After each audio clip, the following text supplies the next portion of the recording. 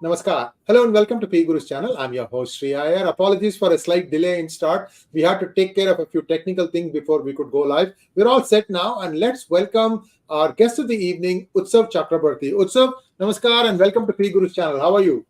Namaste, Shri. I'm doing good. How are you doing? I'm doing well, thank you. Thanks for asking, Utsav. And viewers, please like this video because Utsav has put in a lot of effort trying to tell us a perspective of what led to this win of Geert Wilders. By the way, Geert Wilders is not yet out of the woods. He has only got 23% or 24% of the popular vote. So he needs help from other like-minded parties to come together to form the government. So it's not time to light the cigar yet. But having said that, I'm going to yield the floor to Utsav. Before that, please like this video. And if you have not subscribed to our channel, please do subscribe to our channel. Over to you, Utsav. You have a presentation deck to show to us. So go ahead, sir. Yes. There you go. So, Sri, what is very interesting is that this is for the first time in Europe, especially in Western Europe, where somebody who the mainstream usually doesn't consider as a proper, quote unquote, proper politician, a proper mainstream politician, who is considered right of center, who is considered extremist in his views. This is the first time that somebody in Europe is breaking ice, especially in Western Europe. There have been in Italy, there has been a change of power on all, but nobody expected Geert Wilders to be winning and coming up with such a big number in Netherlands. And that's a huge event in Europe's political scenario, if I may put it that way. And it will actually open up many more such opportunities for other leaders, especially in countries like France, in Germany, I believe. So those two countries are almost ready for similar changes. And what is very interesting is that Geert Wilders is one of the few politicians in Europe who is openly anti-Islamic, no ifs and buts. And he's also one of the few people in Europe who has openly spoken against Quran and who has openly spoken against Prophet Muhammad, which is, in Islam, as I look at it, you can cross lines on the Quran and be critical. There have been people who have been critical. But the least tolerance that you find amongst Muslims is any criticism of the Prophet.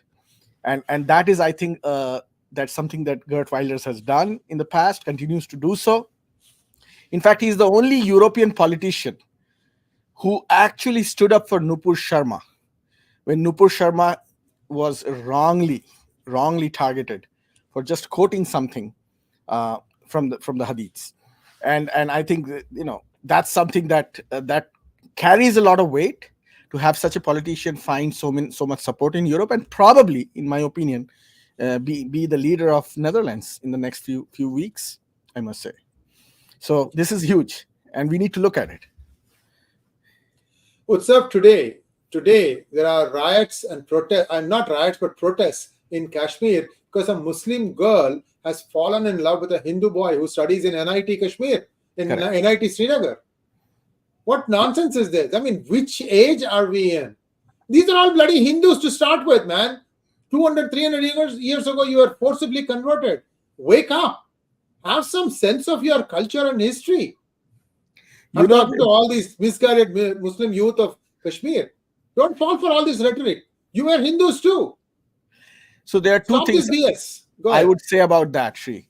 Number one, if you look at the latest Pew survey on India, on attitudes about religion and politics in India, the most insular community when it comes to interfaith marriage is the Muslim community.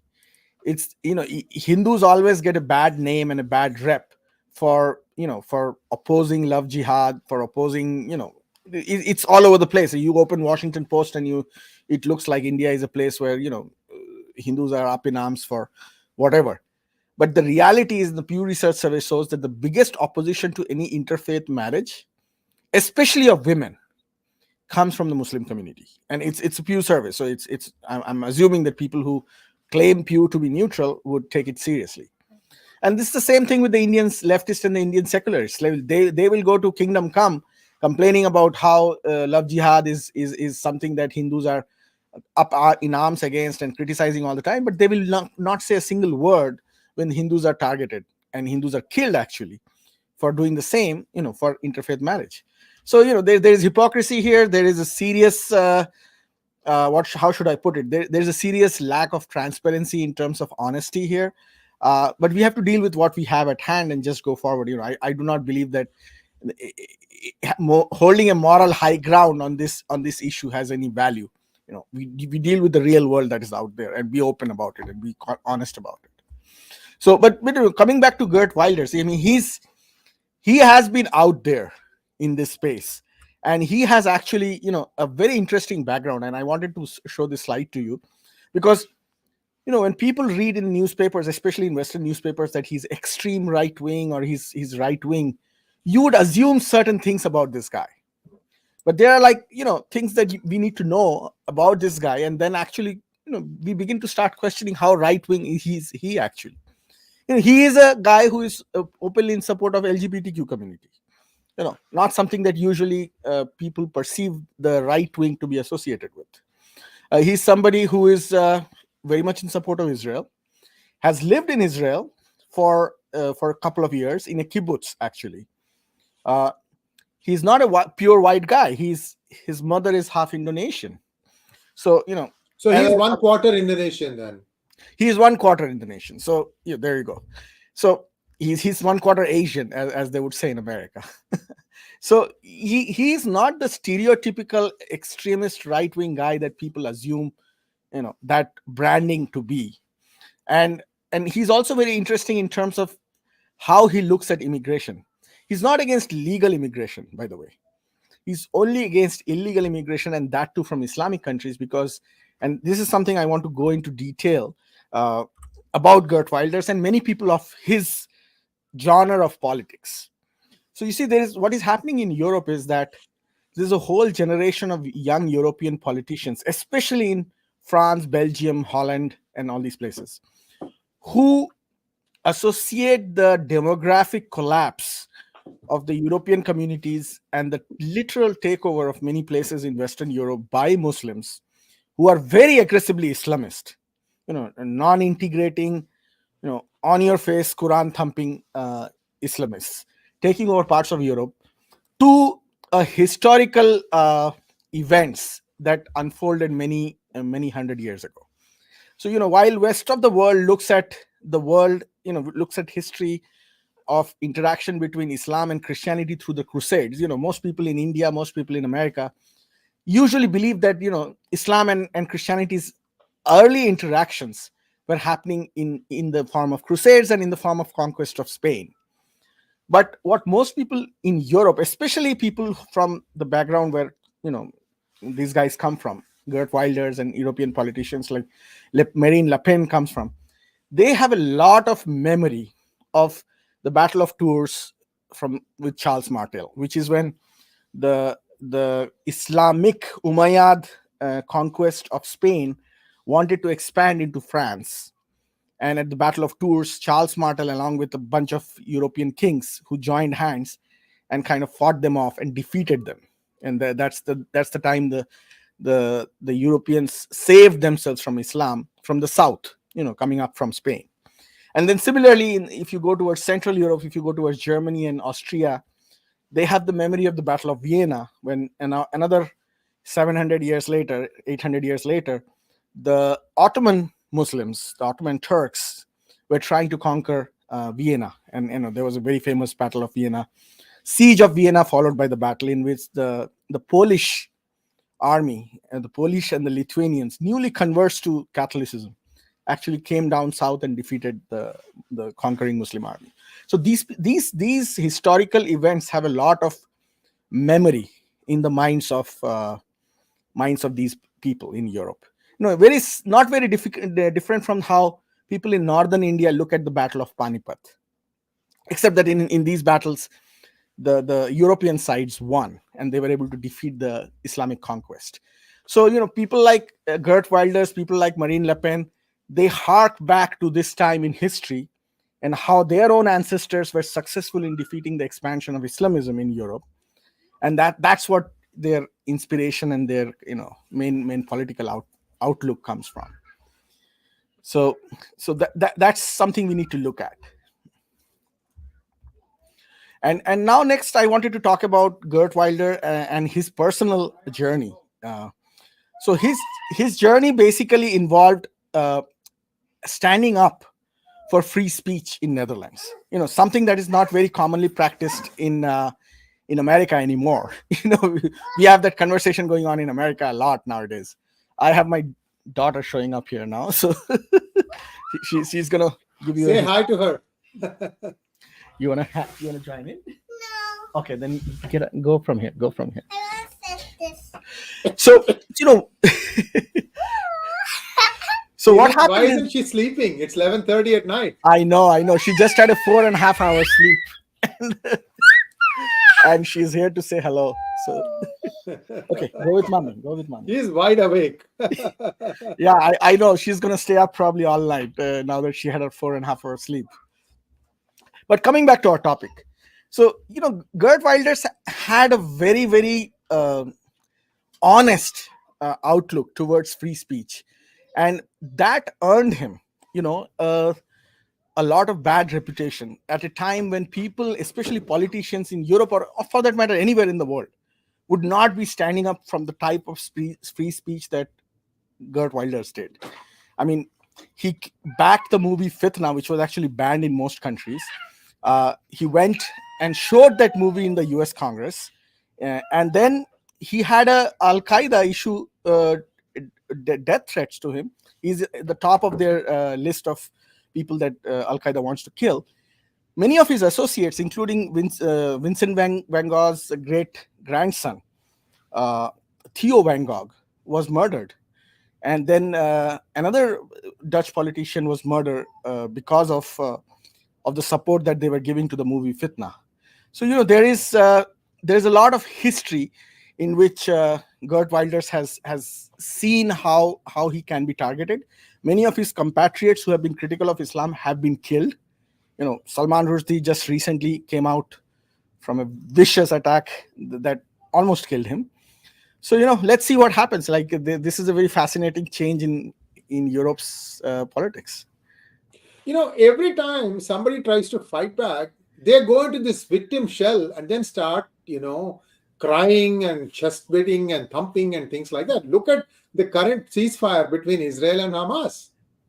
Absolutely. So they keep saying 20,000 people were killed in Gaza. Can you show us the bodies?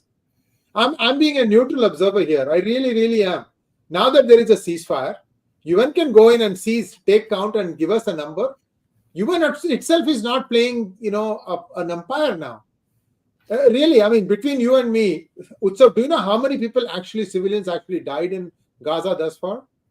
No, there is no actual figure, and there is no evidence of. See, the problem is that this has nothing to do with reality. The wars and the information that surround the wars that are happening today are all wars of perception. So if you are able to create a perception that you are the victim, you automatically generate support from clueless millions across the world. And you ride on that support for as long as you can until you create the next narrative that works for you. So it's basically a battle of narratives that we are living in. And current situation in Israel is very much, I mean, you don't have to look how India is perceived in America and how Hindus are perceived in America is the same story. They create this narrative. If you read New York Times and Washington Post, most people who are Hindutva would be presented as bloodthirsty, Pol Pots of the world in the view of these media outlets. So it's a battle of perceptions. But people are fighting back. I mean, as you can see, nobody expected him to get this kind of support in Netherlands, and I can assure you, people in France are watching, and it's a matter of time before similar political leaders show up and take power in France as well. So it's happening. So are we done with the Yes, presentation? I think yeah. From my side, it's done. I just wanted to highlight the fact that it's not as simple as just one more right-wing politician coming to power in Europe. It's more serious than. This is something that I added. Essentially, what happened was there's a Jewish professor in University of Southern California who had made some comments that Hamas terrorists were murderers and should be killed. And for that, there was a huge backlash. The university put him on administrative leave for some time. And then now he has been cleared. He's actually apologized also to teach remotely. See, the thing is, what was he saying that was wrong? I put this thing mainly to ask that question. What was he saying that was wrong? I mean, I can assure you that there are hundreds of professors who have gone online and said that the Israeli army, literally you switch the words and say the Israeli armies are murderers, or Netanyahu are murderers, is a murderer, and they are perfectly fine. They're enjoying their faculty positions, and so there is a big hypocrisy out here, and I think I'm glad that this is coming out, because just like there are millions who are clueless about what the reality is, similarly, there are millions who are watching this and are figuring out that this is completely going out of control, and there needs to be a reset in terms of education and information. Very true. And I have a few questions from our viewers. Let me just pull them up. Here we go. Mangat Ranga wants to know, Utsav ji, namaskar. Once Europe stops entry to Islamic refugees, can and should the world seek opening of borders of Islamic nations for such refugees?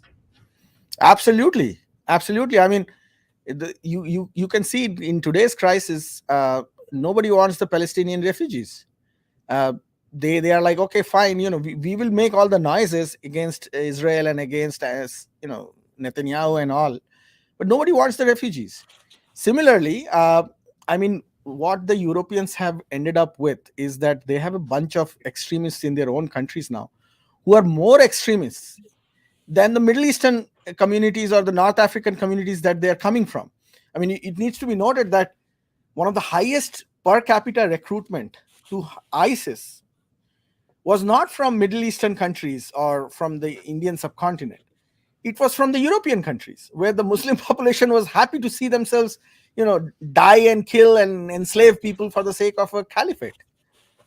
So yeah, so this is a good point. This needs to be brought up. I think Western countries should bring it up. America should talk about it. European countries should talk about it. Let them talk about all these issues with their Middle Eastern counterparts. Utsav, I don't know if you know the latest on this, but hasn't Rishi Sunak passed a new legislation that kind of strips all the rights that illegals have upon landing in UK now? There's a higher standard now, or something like that, isn't it? Yes. In fact, what he has done is also being criticized, because many people, including the previous Home Secretary who just resigned, Suella Braverman. Yeah. So she actually has been publicly critical of what he's doing, saying that it's not enough, and she's actually saying that they need to be deported back to the countries of origin promptly, without any further delay. So yeah, there is a huge movement in many of these countries where they can't take it anymore. They are not able to deal with this anymore. And I think there needs to be a conversation, honest conversation on this with the countries of Middle East, that these countries should have. So the reality today, viewers, is that on a given day, there are 20 to 40,000 people. They are hanging in a sort of like an open air prison on Calais, on the other side, on France, on the other side of the English Channel, waiting to cross into Great Britain, because they were told that as soon as you land, doesn't matter whether you're legal or not, you get free health insurance, you get dole, you get housing, blah blah blah, all these things. Everybody is extremely literate about these things, and now I think that bubble is going to bust. But the interesting thing I'm hearing is there are some other countries where if you try to come by ship, they're actually torpedoing the ship.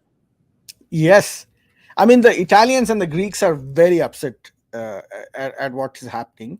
And, I just wanted to say that Sunak should just put them in a ship and send them to Canada and put them in the places where the Khalistanis are. And let's see what happens after that. So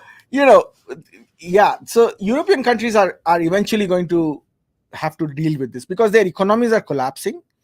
And, they are in a very bad shape. Most of their economies are in a very bad shape. And this is unsustainable for them. And beyond a point, people like Geert Wilders will win, and they will come to power, and they will make laws that will push back on these things. By the way, Geert Wilders was also not very much in support of the war in Ukraine, but he kind of mellowed down after Russia invaded. So let's see what happens on that aspect. Yes, indeed. And again, there is still many a slip between the cup and the lip. He has only 23% of the vote, and he needs to muster at least two other parties.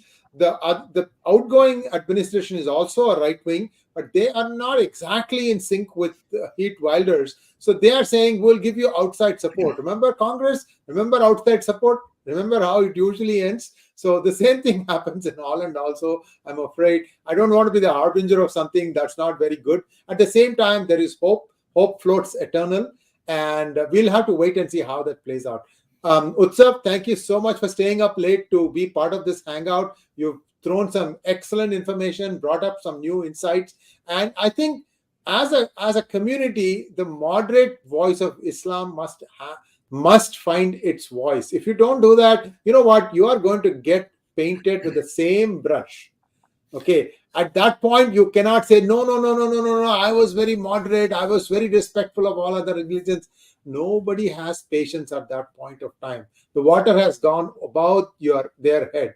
That's what's going to happen. So I've been saying this for 2-3 years now. I see once in a while somebody come up and say that, yes, we oppose this, but then we don't know the pressures they are under.